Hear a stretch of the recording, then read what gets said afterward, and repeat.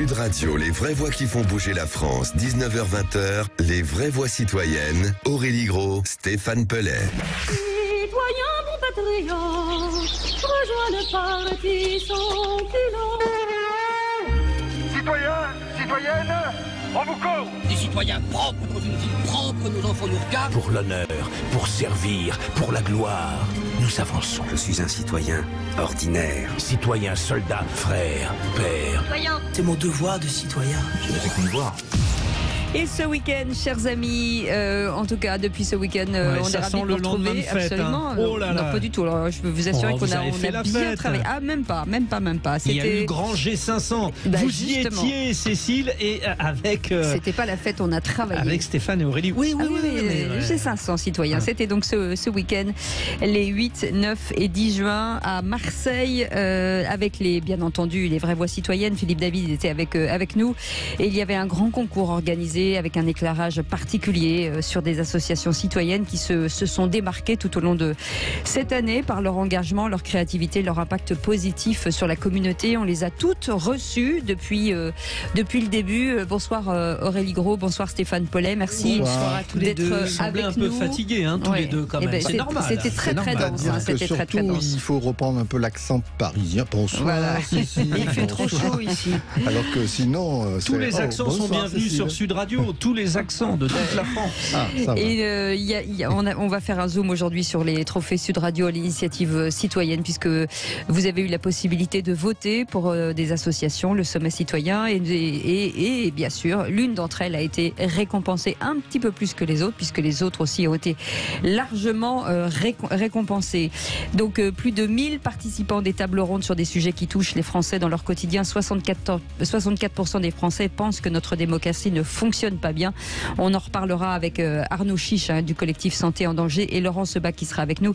Un amour de justice, on en parlera dans quelques instants. Et puis 67% des Français. 76 16. Ah oui, c'est 76% des Français qui souhaitent davantage de participation à la décision publique.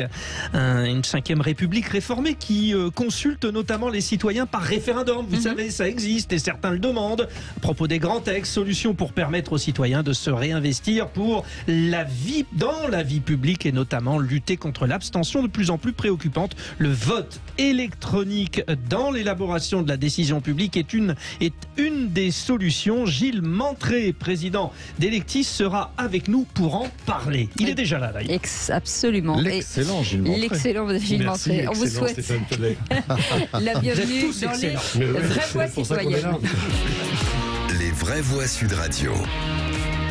Et donc on va réexpliquer Aurélie Gros et Stéphane Pellet ce qui s'est passé ce week-end. Donc beaucoup de débats, c'était très dense, et il fallait à un moment donné tirer de tout cela des résolutions. Et ça, c'était important de le dire. Et oui, et donc comme Ali Baba et les 40 voleurs, non j'exagère, c'est mal parti, vous voyez, on est un peu encore dans l'esprit festif. Non, il y a eu donc le G500 et ses 40 résolutions. On avait promis d'en faire un peu moins, puis en fait, les gens ont tellement bossé que finalement, dans les grands sujets internationaux, handicap, santé, éducation et numérique, réforme des institutions, justice au total. Donc démocratie bien sûr, donc la réforme des institutions, donc la justice. Au total, tout le monde a élaboré une 40aine de propositions. Et ce qui est assez génial et qui est en complément d'ailleurs ce que présentera tout à l'heure Gilles Mentré, c'est une autre forme encore. On a permis à tous les participants, que ce soit ceux qui étaient là directement ou ceux qui étaient en ligne, de voter pour trier ces propositions, parce que finalement souvent il ressort des dizaines de propositions dans les débats, mais on ne sait pas ce qui est urgent. Et là, ce qui était génial, c'est que de façon prioritaire, les choses sont sorties de façon très claire. Les gens ont pu voter, et donc 40 propositions sortent. Et nous, après on en parlera tout à l'heure, on va aussi les faire voter grâce à Electis, pour que quand on va aller voir les décideurs, comme dit souvent Aurélie Gros, c'est-à-dire le pouvoir parlementaire, le pouvoir exécutif, etc., eh bien on va y aller lester de ce vote des citoyens. C'était ça finalement le grand débat, c'était vous qui l'avez mis vraiment en place, c'est pas le président, parce qu'on n'a pas vu les conclusions. Là vous avez les conclusions, Aurélie Gros. C'est une nouvelle fabrique des idées en fin de compte. On réunit des citoyens, on réunit un grand nombre d'associations, puisqu'il y en a 1626 C'est ça. Ouais. 1626, non, mais j'essaye d'être Incroyable. sur le bon chiffre, 1626 qui ont rejoint ce G500 et qui ont échangé, discuté sur toutes les grandes réformes qui vont rythmer la vie de notre pays et qui en ont bien besoin. Et c'est vrai que ces résolutions, c'est un travail d'équipe. Il y avait des personnes qui ont pris la parole, il y avait des experts pour contredire en fin de compte les demandes citoyennes, parce que c'est important aussi de ne pas arriver à faire un cahier des vrai débat. doléances. C'est l'intérêt, c'est d'un vrai C'est débat. un vrai débat Oui, et parce que des solutions. Souvent, il y a des rêveurs aussi. On peut Et arriver avec des idées un voilà, peu loufoques. il faut quoi. des Ouais. solutions réalisables. Mais je trouve que celle qui en parle le plus, c'est la personne qu'on va écouter sur le son sommet et qui pourrait passer dès maintenant, d'ailleurs, puisque c'est... Ah bon, on va écouter, on va voilà. écouter. C'est parti. Oui. Ce dérapage, je dirais, parce que c'est un dérapage absolument incroyable, il faut vraiment qu'on le prenne en main, il faut qu'on le redresse, et nous sommes là pour ça. J'ai envie que ça grossisse, que ça grandisse, puisque vous en êtes à la deuxième fois. Il va y avoir beaucoup d'autres fois, en tout cas, je m'y engage. Ah, on la reconnaît, hein. Stéphanie Fugain. Ah oui, Une on des l'avait reçue ambassadrices. ici. Laurette Fugain, effectivement, Voilà. qui était l'une des ambassadrices. Il y avait 3 ambassadeurs. Il y avait Stéphanie Fugain, il y Charles avait Charles Berling et Matt Dechaine, grand artiste d'art contemporain, mais surtout qui est un combattant de la démocratie, puisqu'il a lutté contre un régime un peu compliqué en Chine et Ah oui. il Comment est réfugié en France, donc et d'ailleurs ça a été un des sujets de l'ouverture Oui, de parce ce qu'il y a sommet. l'international aussi dans Bien les thèmes. sûr. hein. Eh ben, vous Ouais. bougez pas. Ce qu'on va faire, c'est qu'on va faire une petite pause dès maintenant. Je regarde mon réalisateur. Il me dit oui. Merci beaucoup, Il est sympa, Benoît. ce Mais oui, réalisateur. mais il est bien. Benoît il est bien. Goutorbe. Il s'adapte. Il est formidable. Il est On top. l'adore. Et on l'échangerait pour rien au monde avec qui que ce soit. En tout cas, 0826 300 300. Même si vous voulez intervenir et poser des questions, dans un instant, on va en parler de ces résolutions. J'ai les On fait frères une d'Ardenne qui appellent pour savoir s'ils peuvent être nos réalisateurs, mais non, on leur dit non. hein. On dit non. Ils sont deux déjà, c'est trop. Et on parlera avec Gilles Montré dans quelques instants aussi de ce vote électronique et l'importance peut-être de déployer ce vote, pas à la place d'eux, mais en tout cas en appui peut-être. 0826 300 300, on reste ensemble jusqu'à 20h. À tout de suite. Chers amis, les vraies voix citoyennes avec notre ami bien sûr Frédéric Brindel. Oui, avec, je vous Aurélie écoute Gros. tous là parce que Oui, c'est un beau mais c'est palmarès qu'on va donner. extraordinaire. On donne le On va palmarès à la fin, non, c'est ça? On va recontextualiser avec D'accord. Aurélie Gros et Stéphane Pellet. Il y avait ce week-end, les 8, 9 et 10 juin, à Marseille, le G500 citoyen. C'est-à-dire que toutes les associations qui appartiennent à ce sommet citoyen sont venues se rencontrer sur des sujets très importants et très intéressants, justement sur l'éducation numérique, sur la santé, sur la réforme des institutions, sur l'international, sur le handicap, sur la justice, bien entendu, sur restaurer son essence démocratique. Et donc, tous ces gens-là ont débattu ensemble avec des débatteurs et des contradicteurs aussi, ce qui est important, et dont sont sorties des résolutions, une quarantaine de résolutions qui vont être présentées, j'imagine, à des ministres ou en tout cas aux institutions. Les rendez-vous sont pris. Et les rendez-vous sont pris. Qui va vous recevoir? Je peux. Eh ouais. ben, écoutez, la présidente de l'Assemblée nationale. Yael Bonne-Privé. Normalement, la première présidente ministre, puisque elle s'était engagée à le faire. Elisabeth Borne. Le président du Sénat. Gérard Larcher. Le ministre de la Santé qui devait être là Voilà. et qui, pour François des raisons Braun. d'actualité Voilà. nationale, ne pouvait pas être là. Le ministre du Renouveau démocratique qui d'ailleurs avait C'est envoyé là que je suis battu. un long message. Voilà. En tout cas, nos invités, pour en parler aujourd'hui, d'abord on accueille Gilles Montré qui est avec nous. Bonsoir, merci d'être avec nous, président d'Electis. On parlera avec vous juste après la pub du vote électronique, de l'importance peut-être de regarder ce qui s'est fait un petit peu partout dans le monde, et on se rend compte que c'est pas si idiot que ça. Arnaud Chiche est avec nous, collectif Santé en danger. Bonjour, bonsoir, merci d'être avec nous. Bonsoir, merci à vous. Bienvenue. Bonsoir. Laurent Sebag aussi, un amour de justice. Bonsoir. Amour de la justice. Amour de la justice. J'ai dit quoi? Un amour de justice. Mais c'est un amour, hein. Ah oui, c'est un amour. C'est un amour, C'est quand un même. amour de justice. Vous êtes un amour, Laurent Sebag, et donc pour amour de la justice. Et juste avant, Stéphane Pellet, on revient sur la phase internationale, peut-être, qui est intéressante aussi d'évoquer. Oui, parce qu'en fait, pour mettre un peu tout le monde au même niveau de connaissance sur le plan du fonctionnement des démocraties, parce que c'est bien beau de batailler. Alors Gilles et moi, par exemple, on peut ne pas être d'accord sur tel et tel point de la démocratie en France, mais quand même la réalité c'est qu'on vit dans un beau monde démocratique en Europe globalement, à quelques nuances près. Par contre, quand on est en Birmanie, quand on est en Chine, quand on est face à la Chine à Taïwan, quand on est en Iran pour les femmes, bien sûr, mais pas que, etc. En Corée du Nord. On connaît, alors la Corée du Nord, on n'a pas réussi réussi à avoir un invité officiel. C'est Il fallait dire. nous aider. C'est dire. Frédéric, Dans la je suis sûr. situation, ou dans la situation de Taïwan. Et donc, Voilà. tous ces peuples vivent dans des situations très difficiles, avec des droits absolument niés quasiment. Et on voulait démarrer par une conférence autour de ça. Et il y a eu ce miracle extraordinaire qui était que des Ukrainiens, des Iraniens, des Taïwanais, des Birmans se rencontraient et disaient ça nous est jamais arrivé. Jamais on nous a organisé un sommet international où on puisse se parler. Du coup, fort de ce constat-là, on a voulu aller un tout petit peu plus loin. Ça n'a pas été voté, mais ça a été à l'assentiment général. 2 pistes de travail, évidemment, parce que sur le plan international, il n'y a rien de pire que les postures incantatoires. On pourrait dire, voilà, on propose que la France déclare la guerre à l'Iran. Ça serait vraiment intelligent. Puis alors Gilles se retirerait tout de suite parce que lui, l'ancien diplomate, serait choqué de ce type de proposition.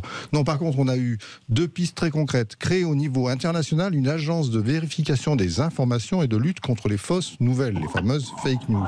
Pourquoi ? Tout simplement parce qu'actuellement, les États autocrates utilisent énormément ça et l'outil d'Internet pour dézinguer, entre guillemets, les démocraties. Alors qu'il y a dans le monde des ONG, des associations spécialisées qui, au contraire, recollent l'information.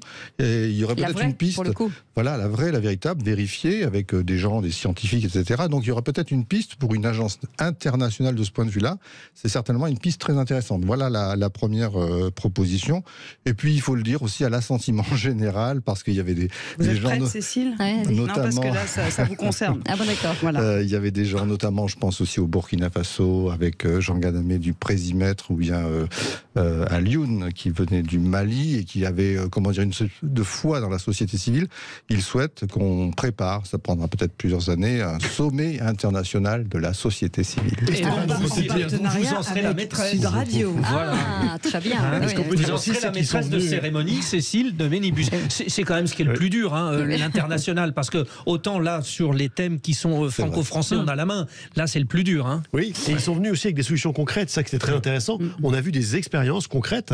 Stéphane parlait du Burkina Faso avec le Présimètre, où les gens votaient pour noter le président, les ministres. On a vu Taïwan avec cette ONG qui vérifie les informations. MyGoPen, mais il y en a d'autres comme Watch Out, etc. Les Ukrainiens qui sont venus nous parler de vote électronique en disant il faut une démocratie électronique. D'ailleurs, eux, une partie de leur territoire sont occupés. Comment est-ce qu'ils vont pouvoir voter et continuer à faire vivre leur démocratie ? Donc il y avait des idées et des expériences à partager. Je trouvais ça passionnant. Ah ouais, c'est vrai que, en tout cas, ça pose les premières bases d'une vraie réflexion. Avec nous, donc, je le disais, Arnaud Chiche, collectif Santé en danger, et Laurent Sebag, Amour de justice. On revient sur la justice. On peut démarrer par la justice, par exemple. Qu'est-ce qu'on peut proposer, Aurélie, sur cette justice, ou qu'est-ce que vous, Laurent Sebag, vous pouvez nous dire de ces résolutions ? On est arrivé avec quoi comme bagage, et finalement, on ressort avec quoi ? Laurent, je vais te laisser parler. Oui. T'es le grand spécialiste. Merci Aurélie, bonsoir à tous et merci de me permettre de continuer à partager ce plaisir avec vous de ces échanges qui ont été passionnants et constructifs tout ce week-end et qui permettent effectivement à la justice de s'exprimer. Elle est habituellement un peu muette et on a bien progressé, je trouve, ce week-end. Donc on a des résolutions qui prennent 2 directions, qui sont complémentaires et un peu indissociables. La première, c'est consacrer l'indépendance de la justice, parce qu'il faut qu'elle, au-delà de ses problèmes de budget, dont on parle souvent, mais elle a des problèmes structurels à affronter au-delà du budget, et donc ça nécessite qu'elle retrouve sa place au sein de l'organisation politique, et ça implique donc de consacrer son indépendance. Et un deuxième volet sur lequel je passerai plus rapidement aussi, qui est de restaurer son essence démocratique, qui est un peu attentée ces derniers temps. Alors, la justice est souvent réservée aux plus riches, c'est ce que vous voulez dire, c'est un peu ça. Comment ? Ça veut dire que la justice est souvent réservée aux plus riches, parce qu'il n'y a que les riches qui peuvent s'offrir la justice, c'est ça, non ? C'est pas exactement là qu'on va en venir. C'est que en fait, cette justice, il faut qu'elle fonctionne avec un échange avec le citoyen, aussi bien le citoyen qui revient dans la sphère pour pouvoir continuer à prendre part à l'œuvre de justice. Je pense notamment, nous avons à l'heure actuelle les cours criminelles départementales qui battent un peu en brèche la présence des jurys populaires dans le jugement des crimes. Oui. Et donc une des propositions que l'on fait à ce niveau-là pour restaurer cette essence démocratique, c'est de permettre de rétablir la participation citoyenne au jugement de tous les crimes. Et ensuite... Laurent, pour être très clair pour tout le monde, c'est simple. Jusqu'à présent, on disait que la justice était rendue au nom du peuple, et en particulier dans les cours d'assises et pour les crimes. Et maintenant, on a inventé, c'est à vous que je le dis, Laurent, donc donc une cour d'assises sans le jugement des citoyens. C'est ça. Avant, la justice criminelle a été rendue au nom du peuple français et par le peuple français. Aujourd'hui, elle est simplement rendue au nom du peuple français, mais sans lui. Par des magistrats professionnels, c'est ça. Exactement, uniquement par des magistrats professionnels dans la plupart des jugements des crimes, en tout cas sur les infractions qui concernent le peuple. Je m'explique. Il y a une focale qui est portée sur, forcément, les violences sexistes et sexuelles sont devenues une cause nationale. Et bien à l'heure où elles sont une cause nationale, on s'aperçoit que le jugement des viols va être quasiment uniquement jugé par des magistrats professionnels aujourd'hui. Et c'est vrai que c'est un peu paradoxal au moment où le citoyen est très attentif à ces questions-là, qu'on lui permette plus ou moins d'intervenir. Ça, c'était un premier point. Ensuite, sur la participation citoyenne, nous souhaiterions, comme les hôpitaux publics, que soient créés des comités d'usagers, en tout cas généralisés dans les tribunaux judiciaires, c'est-à-dire un moment où le peuple vient prendre acte de ce qui se fait dans les juridictions et qui peut avoir un échange avec les acteurs de la justice.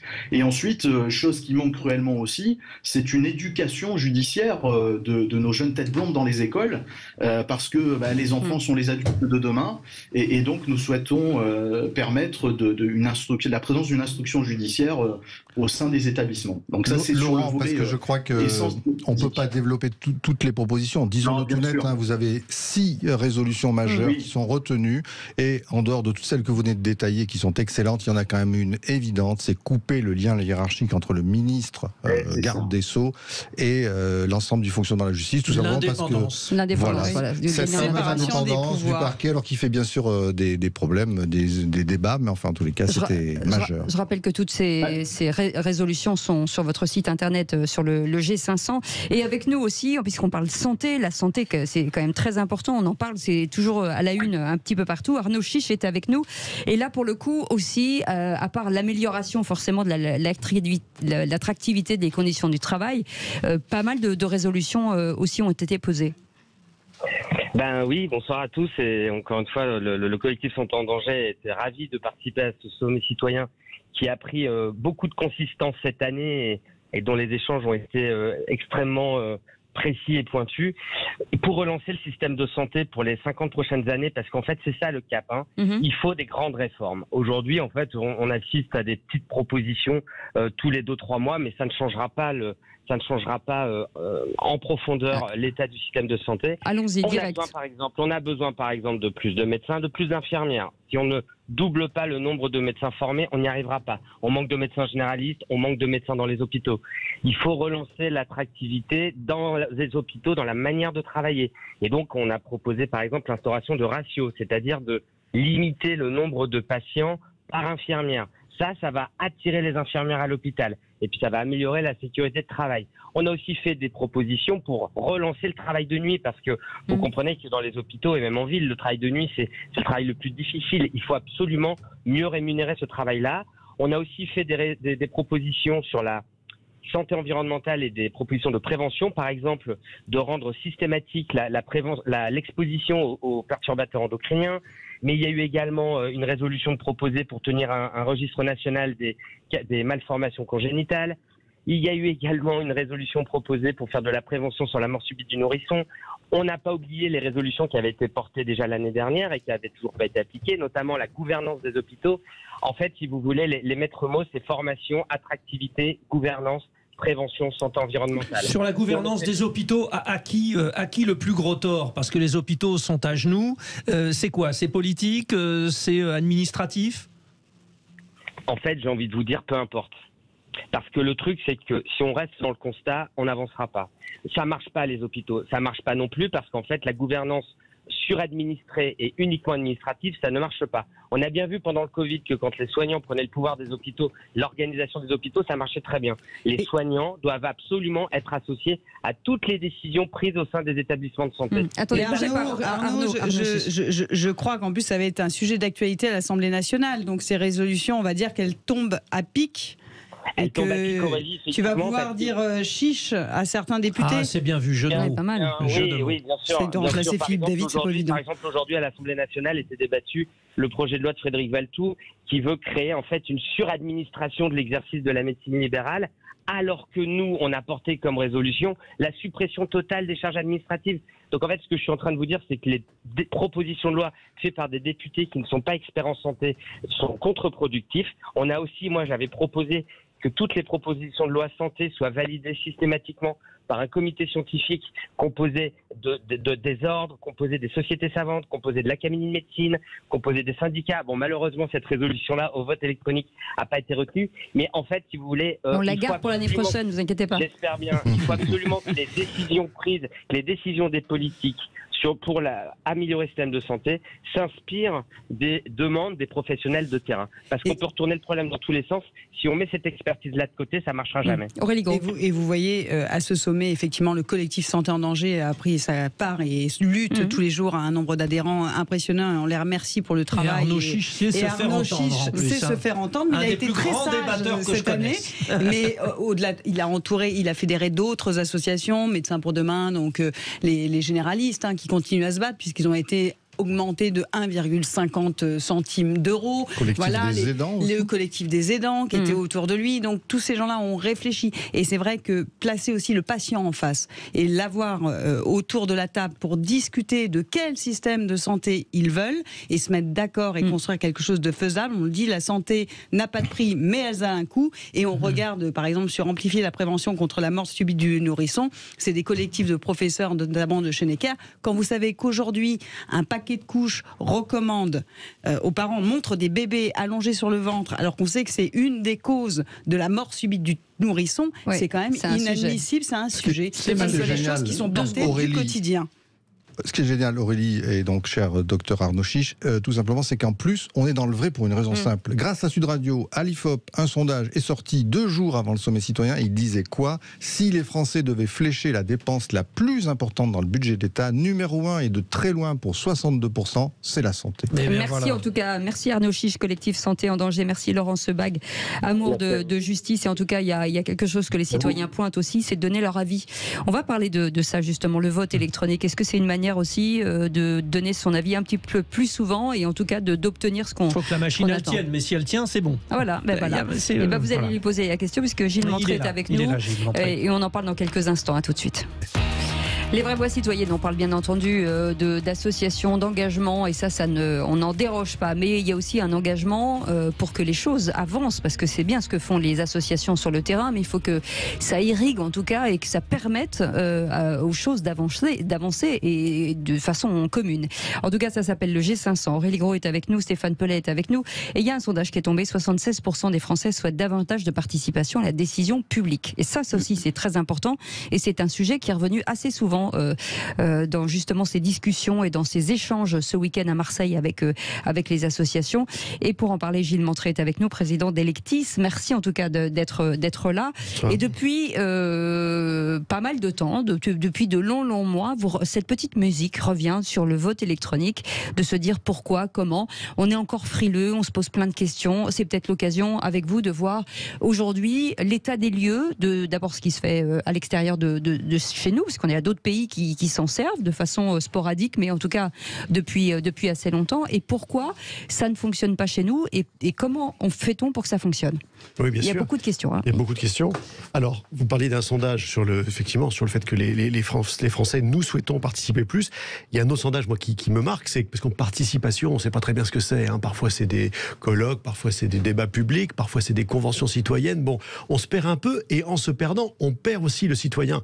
On peut créer aussi beaucoup de désillusions, parce que la vraie envie, c'est que 2/3 des Français veulent décider par référendum des grandes orientations du pays. On l'a vu encore récemment sur l'histoire des retraites, où il y a eu une frustration par rapport à la possibilité de dire ce qu'on en pense, et que tout le monde attendait religieusement que le Conseil constitutionnel donne son accord pour qu'on puisse organiser un référendum. Pour les Français, le référendum, c'est plus fort qu'une simple élection municipale? Non, quand même pas. Non, c'est l'addition des deux. C'est l'addition des deux. Il faut arrêter d'opposer les deux. C'est la démocratie directe pour sauver, en fait, la démocratie parlementaire, la démocratie indirecte. Parce qu'on a besoin, d'un côté, bien sûr, de représentants élus, mais par ailleurs, on a besoin, sur des grands sujets, de pouvoir décider directement. Parce qu'à une époque où tout va tellement plus vite, on ne peut pas décider une fois pour toutes en 5 ans tout ce qui va se passer dans les 5 prochaines années. Mais il faut agir directement sur la Constitution, parce qu'on l'a vu, c'est difficile de mettre en place un référendum. Oui et non. il y a beaucoup de choses qui pourraient être faites déjà à l'initiative du gouvernement. Pourquoi le gouvernement ne propose pas plus souvent aux citoyens de le faire? Deuxièmement, vous avez raison, il faut sans doute aménager, il ne s'agit pas de faire une 6e République, aménager pour qu'on puisse avoir ce référendum d'initiative partagée, voire le référendum veto qu'on a dans plein de pays dans le monde, Et en d'ailleurs, Californie, en dans Italie. le sondage Sud Radio qui a été fait pendant le sommet citoyen par l'IFOP, 64% des Français ne demandent pas la 6e République, demandent une évolution de la 5e République avec beaucoup plus de Le référendum, c'était la base de la 5e République. C'est un grand message gaulliste, gaullien. Avant qu'on continue, si on pouvait évacuer toute la partie technique qui fait peur aux gens, de se dire, effectivement, je ne veux pas savoir pourquoi je vais voter, est-ce que c'est sûr, est-ce que voilà. Si on enlève toute cette partie technique déjà, et qu'ensuite on aille dans le débat. Alors vous avez raison, c'est-à-dire que ça permet aussi d'évacuer un autre malentendu, qu'il ne s'agit pas de remplacer la façon dont on vote aux élections présidentielles, législatives, municipales, etc. Ça fonctionne, aucune raison de modifier ces règles-là, ça créerait beaucoup plus de suspicion que d'engagement et de confiance. En revanche, si on veut, sur des grands sujets, consulter, redonner la parole aux citoyens, au niveau national, mais aussi au niveau local. Regardez l'exemple du référendum sur les trottinettes à Paris. Tout le monde avait son avis, d'ailleurs, tout le monde était utilisateur. C'est un peu mal foutu.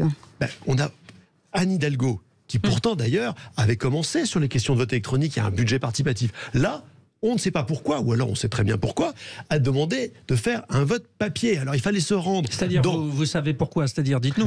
Peut-être que, vu que le résultat, vu qu'elle s'était engagée elle-même en disant, moi je pense qu'il faut les stopper, les interdire, faire un scrutin qui effectivement, les principaux utilisateurs qui sont les jeunes, vont pas aller le dimanche pour effectivement mettre en trottinette.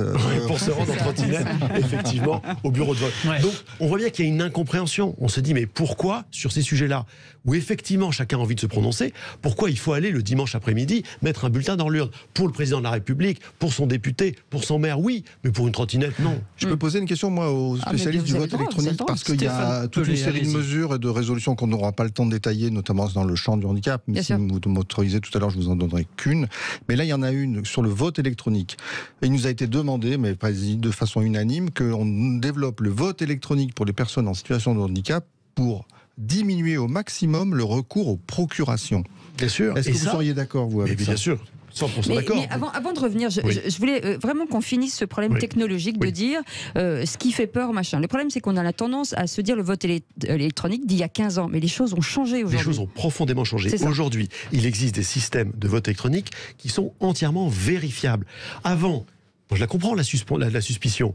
On vous dit, vous votez sur votre téléphone, vous envoyez votre bulletin, et puis après, voilà, il est parti quelque part dans le cloud. Téléphone et ordinateur. Non, mais dans les anciens systèmes, vous ne pouviez pas vérifier. C'est-à-dire qu'on vous disait, si vous n'êtes pas content, vous pourriez peut-être envoyer un expert pour auditer l'algorithme du vote. C'est pas comme dans une urne où on peut vraiment recompter son bulletin. Mais c'est ce qui s'est passé récemment lors de la primaire des écologistes. Il y a eu une réclamation du candidat Governatori qui a dit, est-ce qu'on peut recompter les bulletins?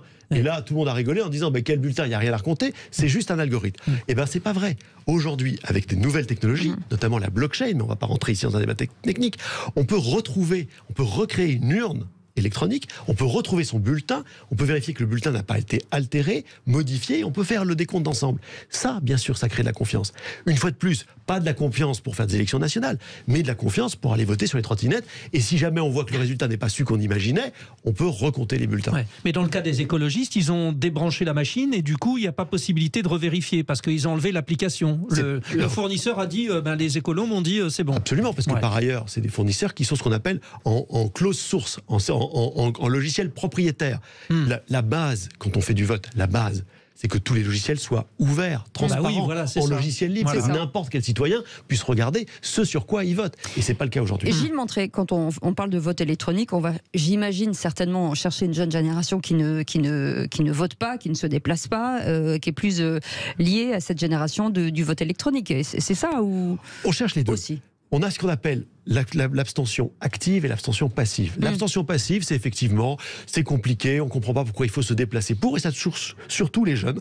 Et il y a beaucoup de jeunes qui aimeraient pouvoir voter à distance. Mais c'est également, comme le disait Stéphane, des gens qui sont dans une situation de handicap, pour qui c'est compliqué, y compris d'aller faire une procuration. C'est un sujet très fort, malade, et c'est un sujet très fort, notamment aux États-Unis, on considère que c'est pas constitutionnel d'empêcher ces gens-là de voter. Exactement, la procuration, c'est quand même mieux quand on vote soi-même plutôt que de faire voter quelqu'un. Et d'autant que la procuration, résolution, on ne peut pas la faire en mairie. Il faut aller à la gendarmerie ou au commissariat du coin. Comme si la mairie ne pouvait pas faire une procuration. Avec le vote de la procuration, moi, vous pouvez me donner une procuration, je mets le bulletin que je veux. Ce qui n'est pas le cas avec le vote électronique. Pas forcément le choix de... Voilà. Et deuxièmement, il y a l'abstention active. Il y a quand même plus d'une personne qui s'abstient en France sur 2 qui le font de manière choisie, parce qu'ils ne se reconnaissent dans aucun des programmes, dans aucun des candidats, dans aucune des options d'un référendum, et qui disent, écoutez, si c'est pour faire semblant de me faire venir, si c'est pour me demander simplement une fois tous les 5 ans de voter pour ou contre, et après je rentre chez moi, ça ne les intéresse pas.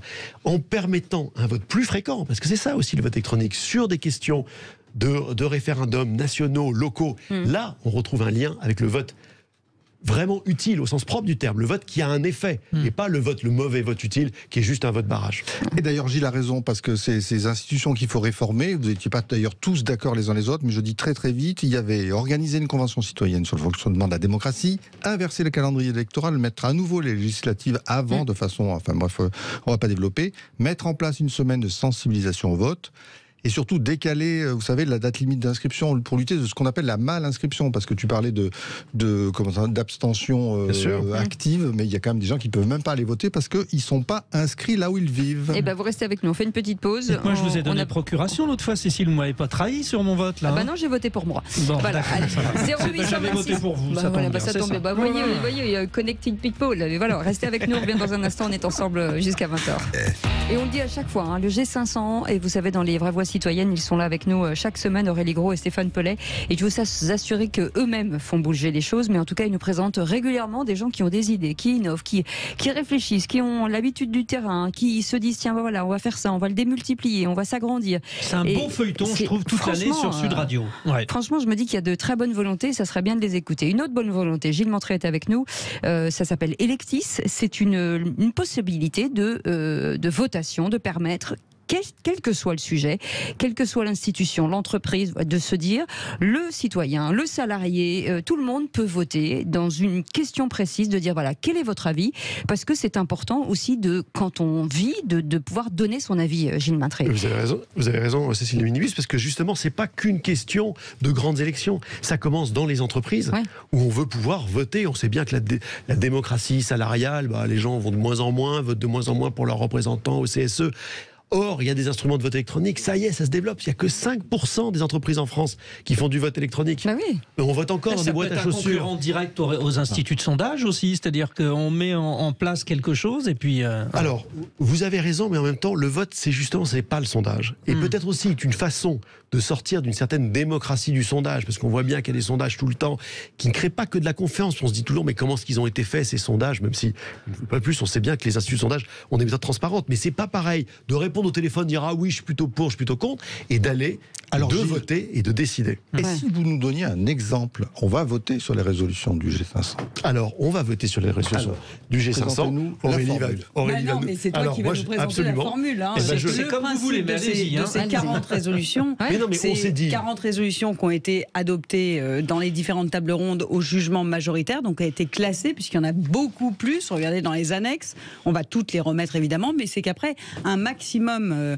de personnes puissent valider et voter pour ces résolutions et en sortir 1, 2, 3 qui paraissent essentielles au plus grand nombre. Donc, voilà. Mais comment ça va se passer, Gilles ? Alors, ça nous a paru une évidence, avec Aurélie et Stéphane. On est là, on promeut le vote électronique, on promeut la démocratie, on lance des idées, mais bon... voilà. Quid de ceux qui n'étaient pas à Marseille, quid de ceux qui ont d'autres idées, qui ont des idées, qu'est-ce qu'ils en pensent ? Et donc, on va mettre ces résolutions au vote. Et donc, bien sûr, on va utiliser du vote électronique. C'est très simple.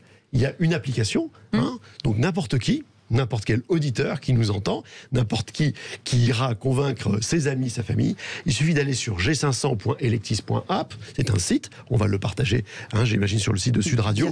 Vous allez sur le site, vous vous enregistrez avec votre email et votre numéro de téléphone portable, puisqu'on puisse avoir les deux, c'est un élément de sécurité, et ensuite, vous prenez connaissance des différentes propositions, vous allez sur la page de vote et vous allez pouvoir voter sur chacune. Vous êtes d'accord, vous n'êtes pas d'accord, en validant votre vote, bien sûr, avec le code que vous recevrez par SMS et votre email. Est-ce que c'est un vote anonyme? Parce que, évidemment, c'est la règle et le principe. Question. Mais, quand même, je me dis que c'est important d'avoir la tendance dans certaines catégories de la population. On ne peut ne pas se priver aussi de cet avantage. Le vote, ce n'est pas le sondage. Et c'est très important. Voilà. C'est pas le même engagement.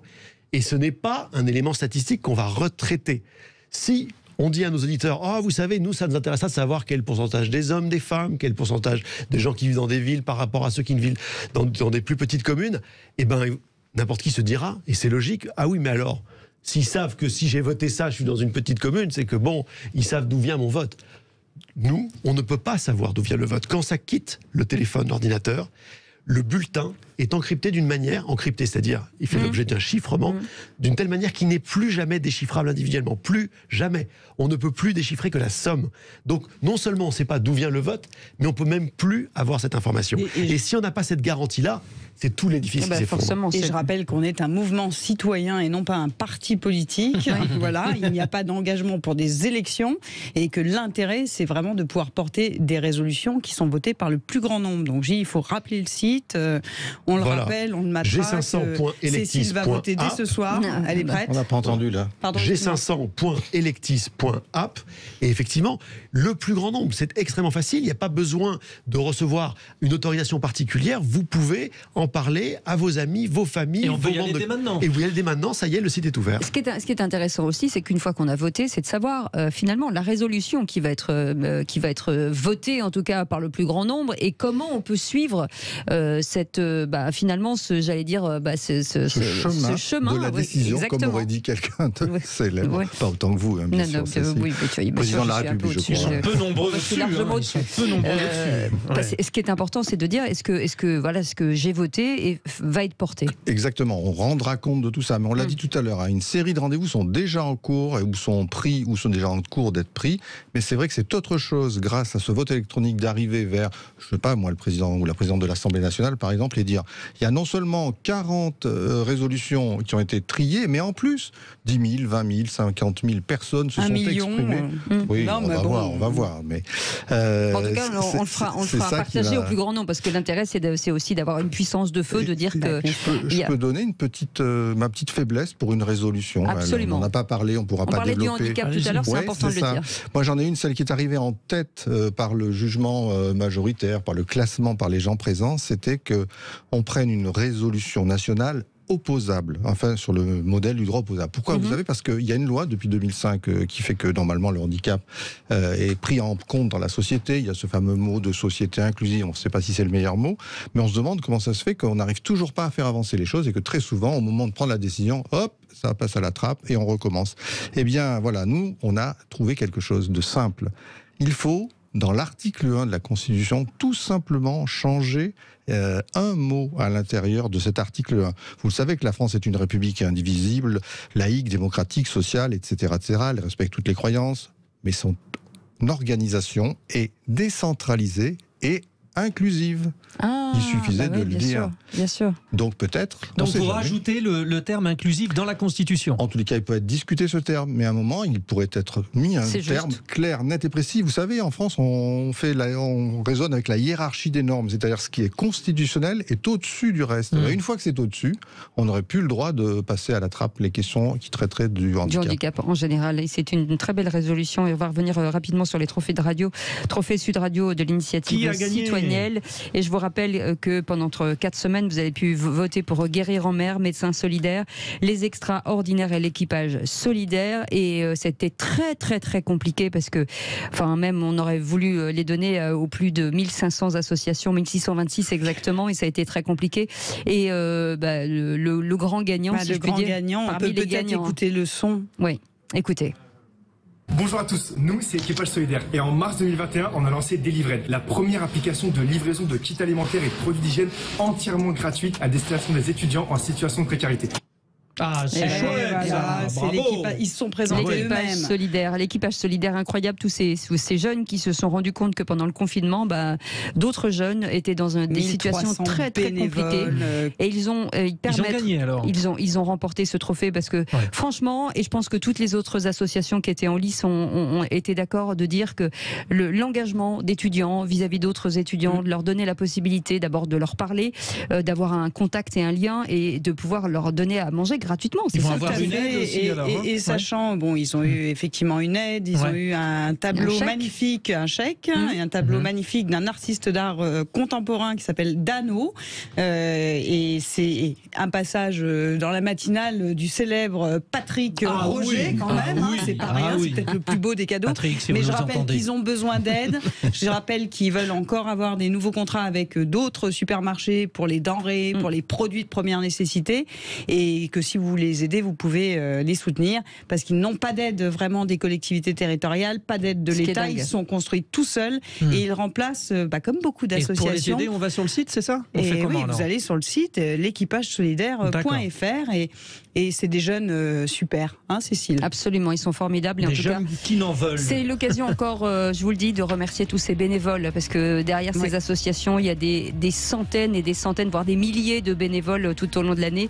Et c'est bien de les remercier aussi. Merci beaucoup en tout cas d'avoir été avec nous. Dans un instant, on parle argent. Conseil de famille. Conseil de famille, exactement. Et puis notre ami Yvan Cujus aussi. Ouais, c'est la musique. C'est la musique, exactement. C'était passionnant votre histoire. Moi, c'était bien. Vraiment, c'est bien. G500. Vivement lundi prochain et vivement l'année prochaine. Merci beaucoup Gilles Montré d'avoir été avec nous. Merci Stéphane Pellet. Merci Aurélie Gros.